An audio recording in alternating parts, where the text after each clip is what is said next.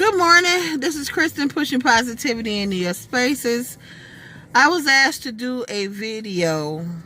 Well, look, the person that asked me to do these videos and I used to work together when I lived in St. Louis. And I'm a storyteller, so I told her some stuff about me growing up and that kind of stuff. One of the things I talked about was I learned a valuable lesson from my mother. A lot of times when your parents tell you things, you don't get them until you're older. Same thing with my mother. I remember a lot of times I would cry, I didn't have any friends or whatever. And my mother used to say that you'll be lucky to have a couple friends. It's something about your hand. Like you could be able to count your friends on 2 fingers of your one hand or something. I think we worry too much about who our friends are or who likes us. I'm gonna tell y'all true story. Something's in my eye. People don't dig me.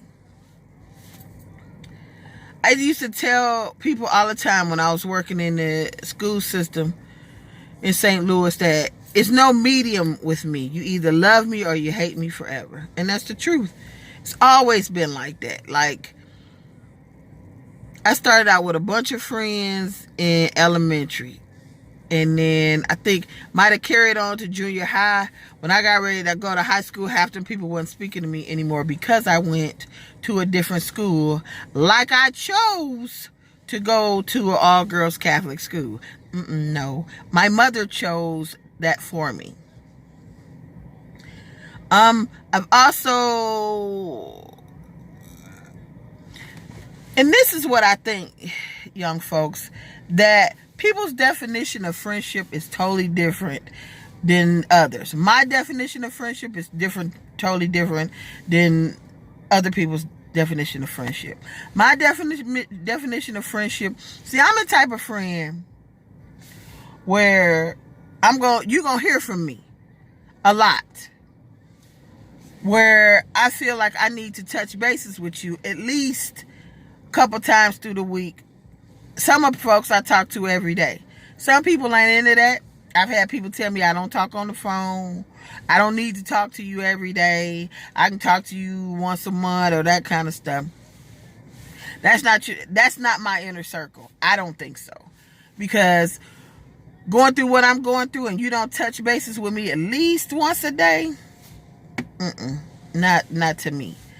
But at 50, I don't worry about who my friends are anymore. I know who my friends are at 50. I'm well aware who my friends are. I have a lot of associates, people that I associate with. But friendship is people who know what's going on in your life, care what's going on in your life, value your friendship, value you. Your friend is somebody who's going to tell you the exact truth. Whether it hurts your feelings or not, whether they're afraid that you're going to stop talking to them, they're going to tell you the exact truth. Hands down. You're only going to get 1 or 2 of them in a lifetime, I believe. But I know that I had to stop worrying about who liked me and who didn't. Because I didn't, you'll cry all day about who likes you and who doesn't. You can't worry about that. Some people are just going to go like you because that's who they are. A lot of times, I've even asked some people who claim they didn't like. I said, why you don't like me? What is it about me that you don't like? See, I could get into you not liking me before because I was a nasty little piece of work. But you not liking me now is strange. Because I ain't on what I was on when I wasn't pushing positivity. I was, mouth was fly. I just didn't care. I didn't care. And the reason I'm going over this, my arms and stuff be hurting. But the reason I'm going over this is my friend said there's a young lady who feels like nobody likes her. And I know another young lady feels the exact same way. And I'm going to give you this advice about that kind of stuff. We as women totally hate on each other, period. I don't know what it is, why we can't just congratulate, uplift, love on. We just will not do it. I don't know what it is. I don't know why we hate on each other. I ain't never been no hater. Never. I want everybody to win. And that's who I am. Have always been that way. Ain't never hated on nobody. You cute, you cute. Okay, woo, woo, woo. You driving a Benzo? Honey, I've driven a Benzo too, and it ain't, okay. It's a car.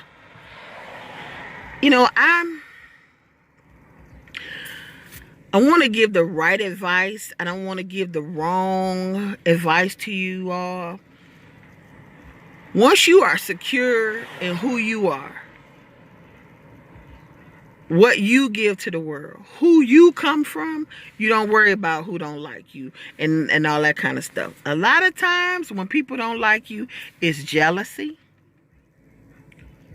or they have a preconceived notion of who you are. I have that happen to me a lot. Oh, I didn't know you were so nice. What does that mean? You didn't know I was so nice. You didn't know me. So how would you know what I'm about if you don't know me? I do affirmations in the mirror every day about, what kind of day I'm going to have. How I feel about my physical, how I feel about my internal, how I feel about my spirituality, how I feel about my relationship with God. I do that for myself because I'm trying to pour into myself. You have to do that so you can become secure in who you are. I did that video on There's Room Enough in This World for Everybody. Go back to that, rewind, and go back to that because it is. There's beauty in every size, every shape, every color, every hair length, everything. And you can't allow somebody to define or determine who you are. If some family members don't like you, friends, and there's some people who will be in your space, hating on you while they in your space. I've had that happen too. Learn to love on yourself, and you become secure with, okay, I don't need a whole bunch of friends. You ain't gonna have a whole bunch of friends in this world.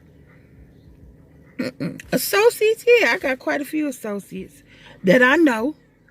I know exactly what they're gonna do. I know exactly how they feel about me. I know exactly all of that. You know what they're gonna do. You know how much they're gonna love on you, and either you accept it or you move on. And it's the truth. You're gonna get one friend. I'm gonna give you this, and then I'm gonna get off of here. You're gonna get one friend who's going to either match your friendship or over exceed your friendship. Period. I promise you, in your lifetime, you'll get one good friend that holds your back. You can confide in and not hear it all across the United States, or walk back on it, or y'all get in a fight and they bring it back up. Or you stop being friends and they tell all your business. I've had that happen. Yeah. You'll get one. God will bless you with one. And before you get that one, you confide. You write. I do a lot of writing. I journal a lot about how I feel. Because you can't share everything with everybody. Please believe me, you can't share everything with everybody. Just can't.